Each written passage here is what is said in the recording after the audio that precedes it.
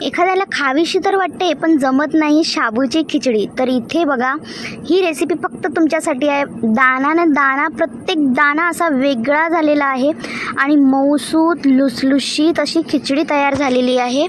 तर चला आपण रेसिपीला सुरुवात करूया। तर सर्वात आधी आपल्याला रात्रभर असे 1 वाटी म्हणा, तुम्हाला जेवढा पाहिजे तेवढा शाबू भिजवून घ्यायचा आहे आणि ओव्हरनाईट सोक करायचा। तर इथे मी शेंगदाणे घेतले आहे आणि इथे शेंगदाणे आपल्याला व्यवस्थित खरपूस असे भाजून घ्यायचे आहेत मस्तपैकीने। एक मोठ्या साईजचा बटाटा आपल्याला सोलून घ्यायचा आहे, कच्चा बटाटा सोलून घ्यायचा आहे आणि इथे शेंगदाणे सुद्धा होतच आहेत। तर आपल्याला शाबू बघा, 1 वाटी शाबू असला तर आपल्याला पाऊण वाटी पाणी त्यात घालायचं आहे। स्वच्छ 3 ते 4 पाण्याने धुवून आपल्याला रात्रभर ते सोक करायला ठेवायचं आहे।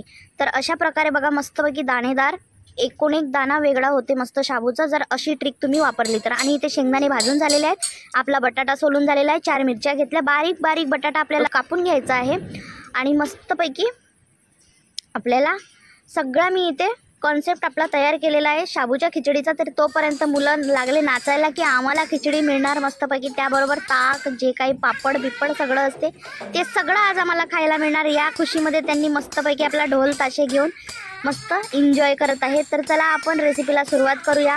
तर इथे घेतलेला आहे बघा मिरच्या मस्तपैकी चॉप करून घ्यायच्या बारीक बारीक। मी इथे आपल्याला शेंगदाण्याचा कूट तयार करायचा आहे, ते पण दरदरा, एकदम बारीक पावडर करायचं नाही आपल्याला। आणि इथे कढई घेतलेली आहे, त्यात आपल्याला 4 ते 5 चमचे तेल घालायचं आहे। हो, 4 ते 5 चमचे का घालायचं आहे मी तुम्हाला सांगते, कारण आम्हाला त्या आणि इथे बघा कूट आपला झाला आहे तयार। तर इथे मी चिप्स तळणार आहे म्हणून मला तेल जास्ती पाहिजे आहे, तुम्ही बघू शकताय। मस्तपैकी असं चिप्स पण असले ना तर उपवासाची मज्जाच काही वेगळी असते, असं वाटते खरंच की आज उपवास आहे बाबा आपल्याला। तर तुम्ही बघू शकता इथे सगळं मस्तपैकी रेडी आहे। तर तुम्ही चला आता बघा मी काय करते, सगळं व्हिडिओ शेवटपर्यंत बघा, स्किप करू नका, नाहीतर मग असंच झालं आणि तसंच झालं असं कमेंट नका करा मग इथे चिप्स झालेले आहेत तयार। तर थोडे आपल्याला शाबूचे पापड पण तळून घ्यायचे आहे मस्तपैकी, पांढरे शुभ्र असे।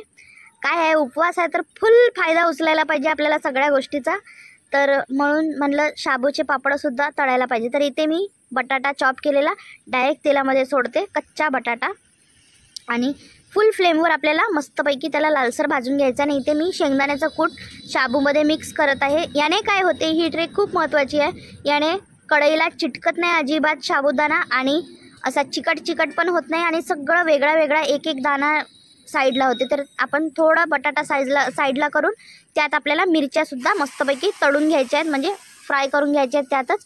इथे मी मिक्स केलेला आहे मस्तपैकी शाबूला आणि शेंगदाण्याच्या कुटाला। तर मस्तपैकी बघू शकताय आपला बटाटा पण मस्तपैकी लालसर भाजलेला आहे। तर आपण इथे आता आपल्याला एक इन्ग्रेडियंट्स आणि ॲड करायचं आहे, ते म्हणजे आपल्याला सेंधा नमक चवीनुसार घालायचं आहे।